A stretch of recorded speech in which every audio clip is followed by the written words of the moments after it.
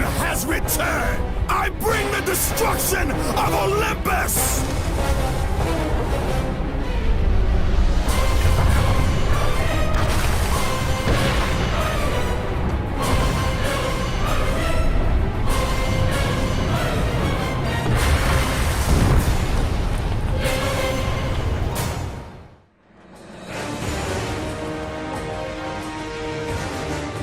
God of War is a masterpiece, and I believe I'm not wrong when I say that the sequence you're about to see is iconic. The gods of Olympus have abandoned me. Now there is no hope.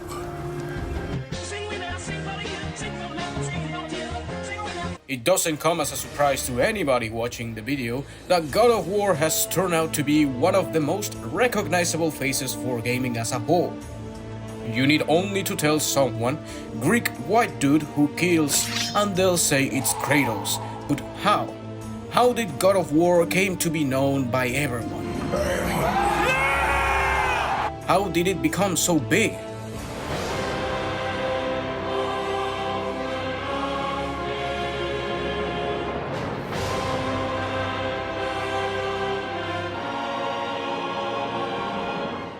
The year is 1998, and our protagonist here, Alan Becker, is tired. He's been dealing for years with Sony's business in Foster City, and he doesn't want any more of it. Excuse me, sir. What do you want? I'm tired of this boring-ass job. I want to be free. Okay, sign this contract. Yes. Becker agreed to create a new subsidiary for Sony. But whilst he was preparing, Sony HR said, Hell no, you can't stay. And kicked them out to the suburbs of Santa Monica, California. And yes, you guessed it, this new subsidiary was Santa Monica Studios. Becker would go on to present the next biggest hit in the market, God of Kinetica, a futuristic racing game for the recently released PlayStation 2. This first project would serve Becker to demonstrate that his studio was more than capable of putting up with projects on a tight schedule, and Sony loved that.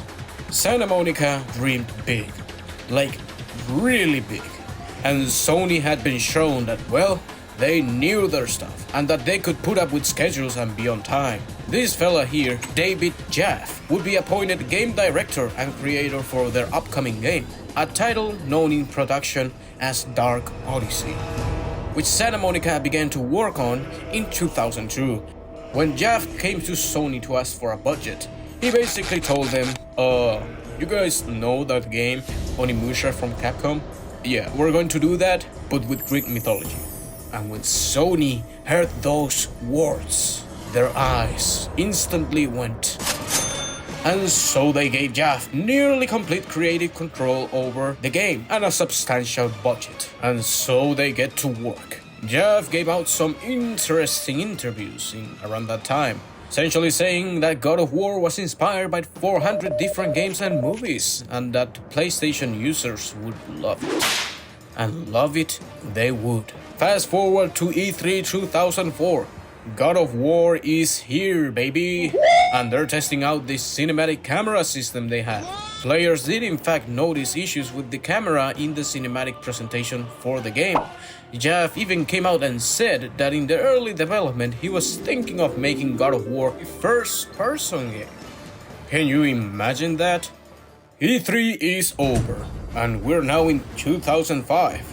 Santa Monica releases the demo for God of War, titled The Hydra Battle, on January 1st. And then on March, boom! The game is here, and it received universal acclaim from critics. More importantly, the people absolutely loved it.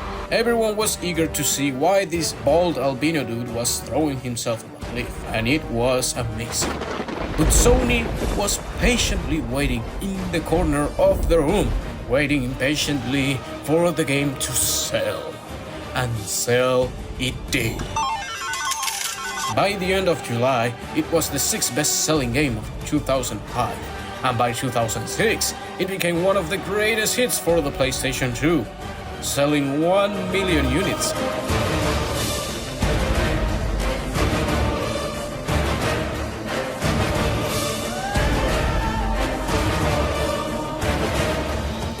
Santa Monica wouldn't stop here.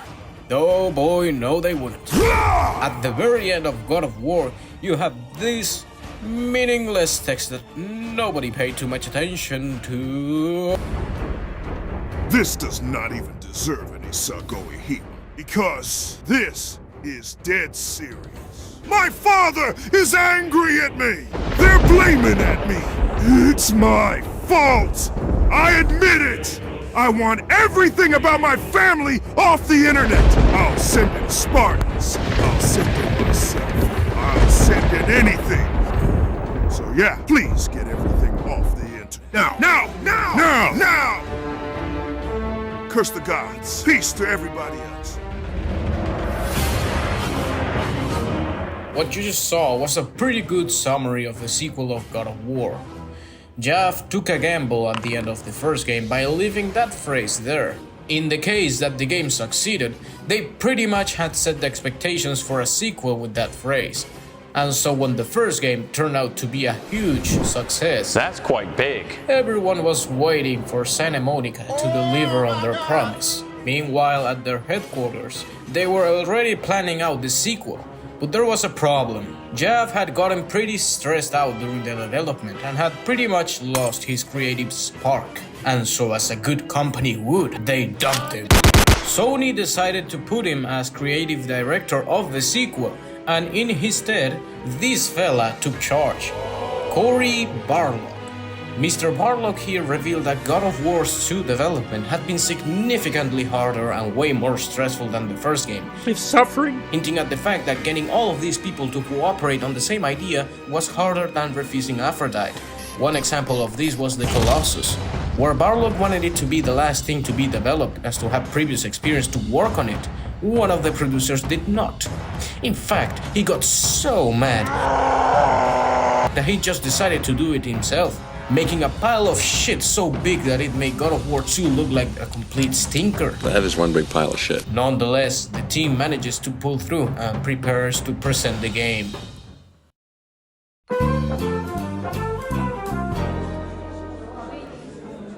Hello, fellas! Look at this!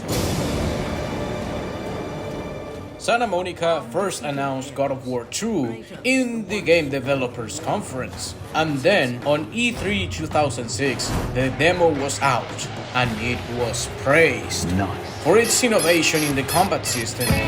On the 13th of March of 2007, the full game is shipped. This game was pretty much the confirmation that God of War was one of the greatest hits not only for the PlayStation 2, but ever.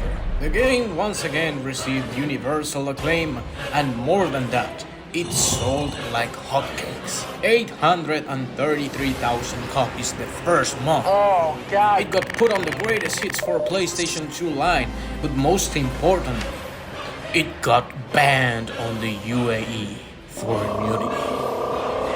The game also has probably the most disgusting cliffhanger game in history, but it was worth it, for it meant that there was going to be a third entry. Zeus, your son has turned. I come seeking the weed of Olympus!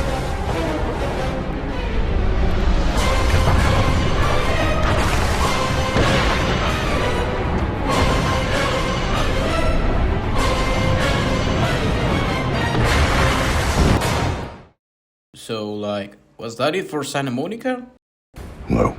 They helped develop 2 games for the PSP, both of which were also of the same franchise. No shit. They made some success, but all of that was secondary to their next biggest hit in development, God of War 3. For the third entry, we had Barlog once again reappear. No, he's gone too. Oh, there we have our replacement. Stig Asmussen would step in to become game director for the third entry. Is Luke Skywalker Kratos?